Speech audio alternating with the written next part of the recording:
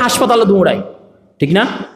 অসুস্থ হলে হাসপাতালের দিকে দৌড়ায়, এই নাম গাড়ি নাম, অ্যাম্বুলেন্স আসুক, চিটাং রেফার করছে।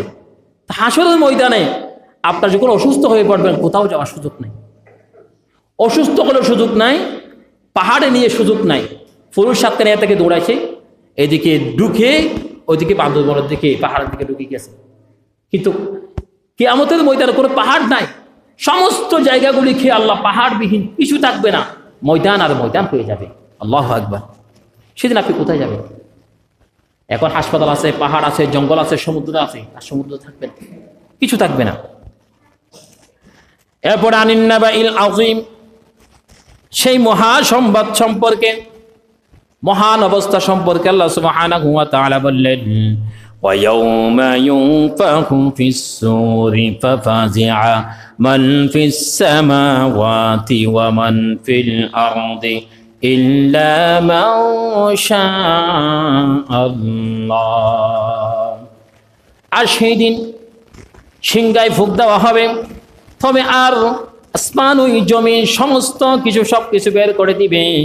আসমানের মধ্যে কিছু থাকবে না, তারকাগুলি একটার সাথে একটা বিচ্ছিন্ন হয়ে পড়বে, সাংঘর্ষ হয়ে যাবে। একটা মানুষ যেমন দুই পাশ থেকে গুলি করে, এ পাশ থেকে গুলি করে, ওই পাশ থেকে গুলি করে, একটা তারকা একটা তারকার সাথে এভাবে সংঘর্ষ হয়ে যাবে, ধাম ধাম আওয়াজ শুরু হয়ে যাবে, বিকট আওয়াজ হয়ে যাবে। সন্তানগুলি পেট থেকে বাহিরে চলে আসবে, কানের পর্দা ফেটে যাবে। কেমন আওয়াজ হতে পারে? মানুষ মারা যাবে। আল্লাহ সুবহানাহু ইল্লা মা শাআল্লাহ, যেটাকে আল্লাহ রক্ষা করবে সেটা ছাড়া আর কিছুই থাকবে না। এরপরে মানুষের অবস্থা, মানুষও থাকবে না, ফেরেশতা থাকবে না, জিনও থাকবে না, কিছু থাকবে না, সবাই চলে যাবে, সবার অবস্থা মৃত্যু হয়ে যাবে। আল্লাহ তাআলা বললেন সূরা, অন্য একটি সূরার মধ্যে বলেন, ইজাস সামাউল ফাতারাত ওয়া ইজাস সামাউল ফাতারাত, যখন আসমান ফেটে যাবে। আসমান তো এখন আছে, পেটে নাই, এখন আসমানের ভারসাম্য ঠিক আছে। যখন আল্লাহ অর্ডার দেবেন ইজাস সামাউল ফাতারাত, আসমানগুলি ফেটে যাবে, আসমানের আর অবস্থা ঠিক থাকবে না। ওয়া ইজাল কাওয়াকিবুন তাসারাত, এরপরে নক্ষত্রগুলো, তারকাগুলি ছিটকে পড়বে, এক জায়গায় থাকবে না, ছিটকে পড়বে।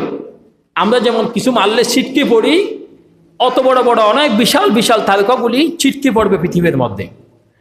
এরপরে বলা হলাম ওয়াইযাল কুবুর বু'সিরাত, যখন যখন কবরগুলো উৎকাটন হয়ে যাবে, কবরের মানুষগুলি বের হতে থাকবে।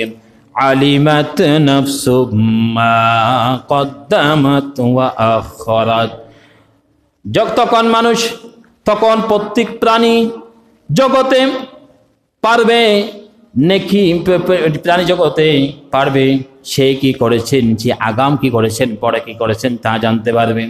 আল্লাহ তাআলা বললেন কিয়ামতের কথাগুলি আল্লাহ তাদেরকে স্মরণ করিয়ে দিবেন। আলিমাত নাফসুম মা কদ্দামাত ওয়া আখরাত, যা কিছু করেছেন সমস্ত কিছু আল্লাহ সেদিন তাদেরকে জানিয়ে দিবেন, কিছু গোপন থাকবে না। এরপরে অন্য একটি সূরার মধ্যে আল্লাহ